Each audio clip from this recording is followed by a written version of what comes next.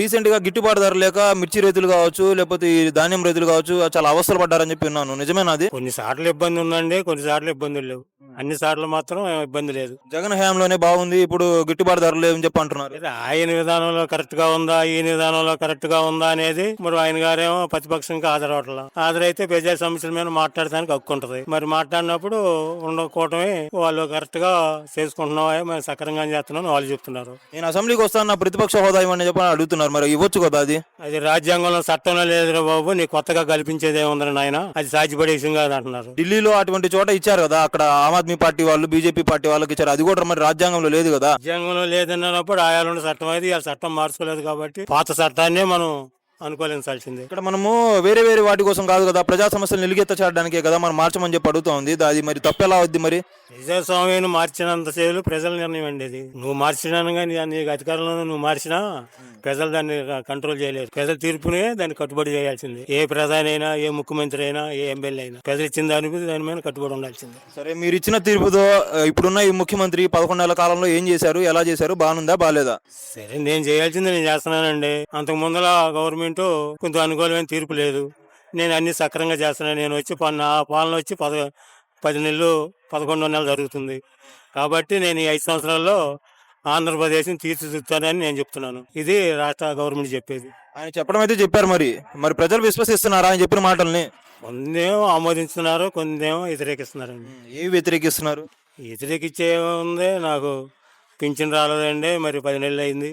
కొత్తగా మరి పింఛన్లు పెట్టుకోవాల్సిన వాళ్ళు ఉన్నారు, వాళ్ళకి అనుకూలంగా ఇవ్వండి అంటే నేను అమ్మఒడి, రైతు భరోసా ఈ ఏప్రిల్ మే చివరాఖరి జూన్లో అమ్మఒడి ఇస్తాను, మేలోనేమో అన్నదాత సుఖీభావ ఇస్తానని రాష్ట్ర గవర్నమెంట్ చెప్తుంది.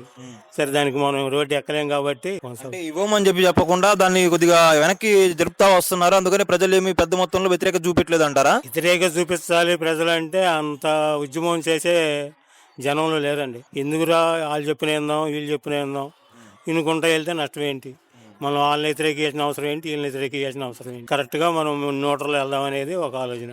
పథకాల కోసం మరి ప్రజలు నిరీక్షిస్తున్నారా? మంది నిరీక్షిస్తున్నారు, కొంతమంది ఏమో కొంచెం ఇబ్బంది పడుతున్నారు. ఇది విషయం. పథకాలు కావాల్సిందేనా జనాలకి? ఇస్తాడండి పథకాలు మాత్రం, వాగ్దానం చేసిన పథకాలు మొత్తం ఇస్తాడు. ఎప్పుడు ఇస్తారు? ఎప్పుడు ఇస్తానంటే నేను ఎక్కి 10 నెలలు అయింది. నేను 5 సంవత్సరాల పనులు అన్నీ కంప్లీట్ చేస్తాను. వైసీపీ వాళ్ళు ఏం చెప్తున్నారంటే పసుపు కుంకుమ లాగా ఎలక్షన్కు 2-3 నెలల ముందు ఇస్తారు, మొత్తం ఒకేసారి తరలిస్తారు డబ్బులు మొత్తం అని చెప్పి అంటున్నారు. ఎలక్షన్ ముంగల ఎన్ని అమలు పడడం అండి. మామూలుగా సాధ్యమైన వారికి మన నూతన ఆర్థిక బడ్జెట్ లో బడ్జెట్ మీద మనకు అప్పులు ఇచ్చే వలన మన ఆంధ్రప్రదేశ్కి దింపుకోవాలి, వాళ్ళని చూసుకోవాలి, ఇక్కడ ప్రజలను చూసుకోవాలి. కానీ ఇబ్బందులు ఉంటాయి, ప్రజలకి మనకి ఇబ్బందులు ఉంటాయి. మీరు ఇబ్బందులు గమనించి సరిగా రోడ్లు ఎక్కోకుండా సక్రంగా మీరు చెప్పినట్టు పని చేసుకుంటే మీకు మాకు అందరికి మంచిది అనేది గవర్నమెంట్ చెబుతుంది. ప్రభుత్వం ఏదైనా పని చేయమంటేనేమో లోటు బడ్జెట్ అని చెప్పి మన కత్తెరలు పెడుతుంది. వీళ్ళ మీటింగులకి, వీళ్ళ హెలికాప్టర్లకి మరి డబ్బులు ఎందుకు వేచిస్తుంది?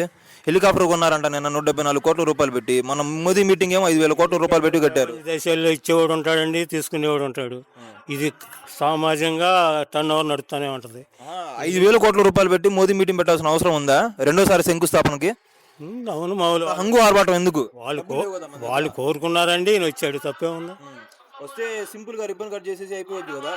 ఇప్పుడు ప్రజలు ఇచ్చినప్పుడు పెద్దల డబ్బులేకండి, నా ఇంట్లో ఏమిట్లేదుగా.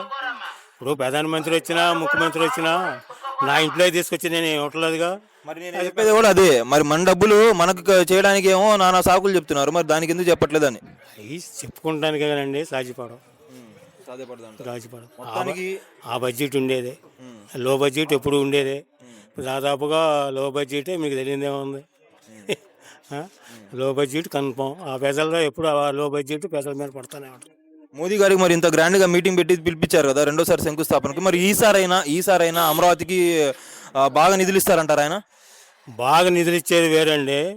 రాష్ట్రాన్ని పార్లమెంట్లో బిల్లు పెట్టి పాస్ చేయాలి. పాస్ చేస్తాం నెంబర్ 1 అండి. అంటే రేపు పొద్దున జగన్మోహన్ రెడ్డి గారు వచ్చిన తర్వాత మళ్ళీ చేయకుండా ఏ రెడ్డి పోయినా పార్లమెంట్లో బిల్లు పెట్టి లోక్సభ, రాజ్యసభ ఆమోదించి బిల్లు పాస్ చేస్తే ఈ మన ఆంధ్రప్రదేశ్కి తిరిగే ఉండదండి. అట్లా బిల్లు పాస్ చేయకపోతే మాత్రం మళ్ళీ మొదలై. ఇప్పటికైతే 11 నెలల పరిపాలనపై మీరు సంతృప్తికరంగానే ఉన్నారా? నా వరకు నేను సంతృప్తిగానే ఉండా. నేను పక్కా అయింది నేను డిమాండ్ చేయలేను. ఆయన ఇచ్చినప్పుడు తీసుకోవటం ఆ గవర్నమెంట్ అయినంతే ఈ గవర్నమెంట్ అయినా ఆ పత్రలో జనం లేరండి. ఎన్ని మార్కులు వేస్తారు మరి ఈ ప్రభుత్వానికి? ఇప్పుడు ఆయన పాలన ఇంకా 4 సంవత్సరాలు ఉంది. 4 సంవత్సరాలు చూసిన తర్వాత మనం ఎన్ని మార్కులు వేయాలి అనేది. మొదటి సంవత్సరానికి ఎన్ని మార్కులు వేస్తారు 100కి? మొత్తం జీరో బడ్జెట్ అండి. జీరో బడ్జెట్ మీద మనం ఏం మార్కులు వేయగలుగుతాం? చేస్తున్నారని చెప్పి అంటున్నారు కదా. చేస్తున్నారా ఆయన చెప్తున్నాడు, మనం చెప్తున్నాం, పేపర్లు అయ్యారు రాస్తున్నాయి. విషయం అది. పేపర్లు నమ్మే పరిస్థితి ఉందంటావా మరి ఇప్పుడు? కొన్ని పేపర్లు నమ్మాలి, కొన్ని పేపర్లు నమ్మకూడదండి. పేపర్లు మొత్తం కూడా ఒక పార్టీలకి ఒక వర్గానికి ఇలా అతీతం అయిపోయినాయి కదా. ఆ పార్టీ కావచ్చు, ఈ పార్టీ కావచ్చు, ఏ పార్టీకైనా కావచ్చు. పేపర్ వాడు ప్రెస్కి ఇస్తాడు, ఆ ప్రెస్కి ఇచ్చిన ప్రకారం ఆయన రాసుకుంటాడు. కొన్ని పేపర్లు ప్రెస్కి ఇవ్వరు, వాళ్ళు ఎత్తికి అతనికి ఏజెంట్ల దగ్గరికి వెళ్ళి తీసుకొని రిపోర్ట్ తీసుకొని ఆ పేపర్కి తీసుకుంటారు. ఇంకోటి పెద్ద ఇప్పుడు మీకు ఎన్ని ఏళ్ళు?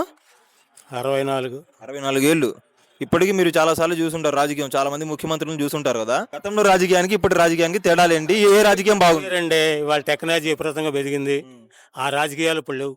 ఆ రాజకీయాలు కావాలంటారా, ఈ రాజకీయాలు కావాలంటారా? సరే, ఎప్పటికప్పుడుగా ఈ రాజకీయాన్ని ఆమోదించటమే. పోయిన రాజకీయాలు వేరు, ప్రధాని తీసి కొత్తగా నడిచే రాజకీయాన్ని ఎవడైతే మంచిగా చేస్తాడో 180% వాడు మళ్ళీ రాష్ట్రంలో కొనసాగుతాడు.